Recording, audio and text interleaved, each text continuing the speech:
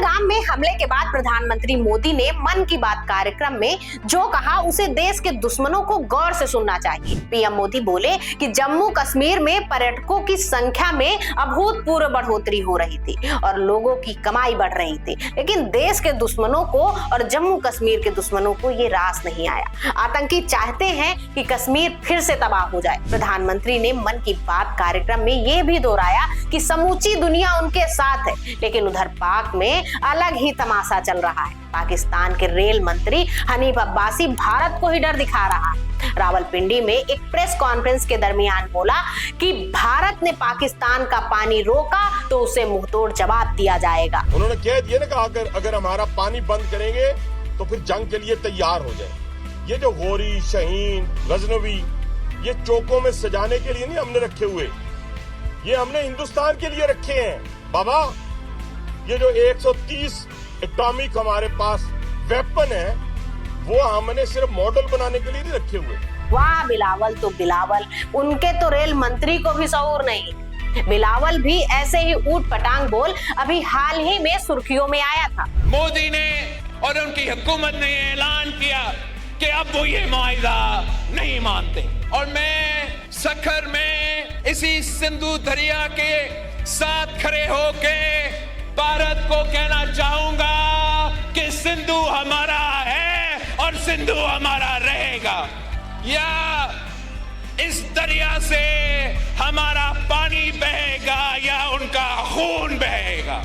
ऐसे नहीं हो सकता कि एक दिन तू उठ जाए और ये फैसला करे कि आप इंडस वाटर ट्रीटी को नहीं मानते हैं। उसे भी लग रहा था कि उसे तो पाक में कोई सीरियस लेता नहीं, हो सकता भारत में ही कोई लोड ले ले, तो पाक ऐसे ही गीदड़ बना बिलबिला रहा है। कल को भारत पाक पर चढ़ाई न कर दे, इसलिए पहले से ही भारत को आंखें दिखाने में लगा है कि हमने तो पहले ही कही थी। आर्मी का भी हाल जान लीजिए। पाक का आर्मी चीफ असीम मुनीर इतना घबराया हुआ कि उसने अपनी फैमिली को फौरन भेज दिया। ऐसा माना जा रहा कि असीम मुनीर के 2 नेशन थ्योरी के बाद ही कश्मीर के पहलगाम में आतंकी हमला प्लान किया गया। भारतीय डिफेंस एक्सपर्ट असीम मुनीर को मेन कॉन्स्पिरेटर मान रहे हैं। माना जा रहा है कि 1971 के विभाजन के बाद पाकिस्तान एक बार फिर टूटने के सबसे करीब पहुंच चुका है। असीम मुनीर पर तो ये इल्जाम भी है कि अपनी गद्दी बचाने के लिए उसने ये हमला करवाया है। पाकिस्तान के हुक्मरान लगातार अंतर्राष्ट्रीय मध्यस्थों को कॉन्फिडेंस में लेने में लगे कि कोई तो बचा लो, लेकिन पाक की सेना है कि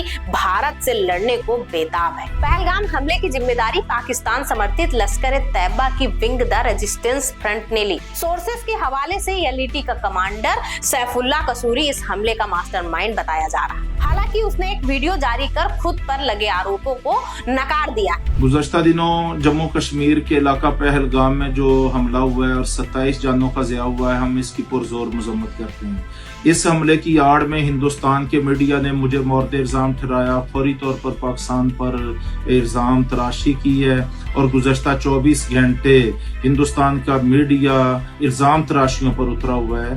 तो ये भी नहायत अफसोसनाक वाक़या है। और अब हिंदुस्तान ने सिंतास मुआहदे को भी मुस्तरद कर दिया है और मुअत्तल कर दिया है, और पाकिस्तान के वो पानियों को रोकना चाहता है और पाकिस्तान की ज़राअत को, पाकिस्तान की सनत को वो तबाह करना चाहता है। वो एक जंगी दुश्मन है। उसने मकबूजा कश्मीर में भी 10 लाख फौज भेज के एक जंग की कैफियत पैदा की हुई है और वो पाकिस्तान के अमन को भी तबाह करना चाहता है। तो हम हिंदुस्तान के अज़ैम को समझते हुए दुनिया से ये मुतालबा करते हैं कि वो आंखें बंद करके हिंदुस्तान की हिमायत करने की बजाय वो हक और सच के साथ खड़े हों, हिंदुस्तान की जारहियत की मजम्मत दुनिया करे। और ये जो कश्मीर के इलाका पहलगाम में हिंदुस्तान ने खुद साख्ता ड्रामा रचाया है, हम इसको मुस्तरद करते हैं। ये उसकी सोची समझी साजिश है और इसका हक़ायक़ के साथ पाकिस्तान या पाकिस्तान के किसी पुरअमन शहरी के साथ हरगज़ कोई ताल्लुक नहीं है। माना जा रहा है कि पर्यटकों पर हमला करने का मकसद कश्मीर की शांति को बिगाड़ने के साथ साथ वहां के पर्यटन को ध्वस्त करना है। कश्मीर में पिछले कुछ सालों से पाकिस्तानी सेना की दाल गल नहीं रही है, जिसके बाद असीम मुनीर ने कश्मीर को अशांत दिखाने के लिए ये हमला करवाया। खैर जो भी रहा, पहलगाम में पर्यटकों के साथ 22 अप्रैल के रोज जो घटा उसकी तस्वीरें हमारे जहन में अब कभी धूमिल नहीं होंगी। पठानकोट, पुलवामा, उरी में हमने जो खोया, पहलगाम में मजहब के नाम पर जो इंसानियत शर्मसार की गई, उसकी भरपाई सिर्फ बदला है। अगर सिर्फ चिंतन से दुनिया के सारे इश्यूज सुलझ जाते तो रूस अमेरिका के बीच कोल्ड वॉर ना चल रहा होता, रूस यूक्रेन से ना लड़ रहा होता, इजराइल फिलिस्तीन के बीच कॉन्फ्लिक्ट ना होते। मगर इस ग्लोबल दुनिया में ईंट का जवाब पत्थर ही है, जो चूका उसे कमजोर करके आंका जाता है। इसलिए भारत के अगले कदम पर दुनिया भर की निगाह टिकी है।